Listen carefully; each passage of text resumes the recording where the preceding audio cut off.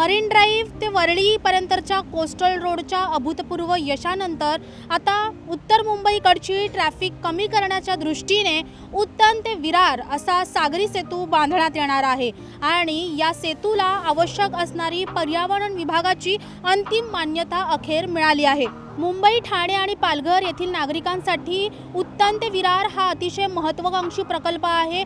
वाहतूक कोंडीवरती रामबाण उपाय म्हणून उत्तन वसई विरार मार्ग पाहिला जात होता आणि आता अखेर पर्यावरण विभागाकडून याला अंतिम मान्यता मिळाली आहे। यामुळे थेट विरार ते मरीन ड्राईव्ह असा थेट सुसाट आणि सिग्नल फ्री प्रवास करता येणार आहे। सध्या वर्सोवा ते विरार हे अंतर पार करण्यासाठी जवळपास 2 तासांपेक्षा पण अधिक वेळ लागतो। या प्रकल्पामुळे केवळ 45 मिनिटात हे अंतर पार करता येणार आहे। विरार कनेक्टर 18 किलोमीटर तर थेट दिल्ली मुंबई एक्सप्रेसवेशी जोडला जाईल।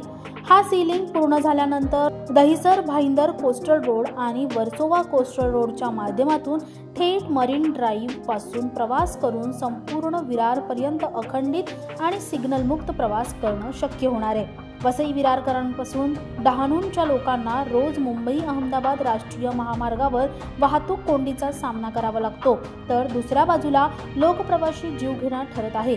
यावर उपाय म्हणून आता विरार ते मरीन ड्राईव्ह असा मार्ग तयार करण्यात येणार आहे। या मार्गामुळे विरारकरांना मोठा दिलासा मिळणार आहे, तर विरार ते वर्सोवा हे अंतर अवघ्या 45 मिनिटात पूर्ण करता येणार आहे। या प्रकल्पाची मुख्य वैशिष्ट्य काय? एकूण 55 किलोमीटर लांबीचा हा प्रकल्प असणार आहे। मुख्य सागरी पूल हा 24 किलोमीटरचा असणार आहे, जो की उत्तन ते विरार दरम्यान समुद्रावरून जाणार आहे। एकूण कनेक्टर्स 30 किलोमीटरचे असणार आहेत। या प्रकल्पाला मुख्य रस्त्यांशी जोडले जाणार आहेत। उत्तन कनेक्टर हा 9 किलोमीटरचा असणार आहे, जो की वर्सोवा भाईंदर दहिसर कोस्टल रोडशी जोडला जाणार आहे। वसई कनेक्टर हा 2 किलोमीटरचा असणार आहे, जो पूर्णपणे उन्नत मार्ग असणार आहे।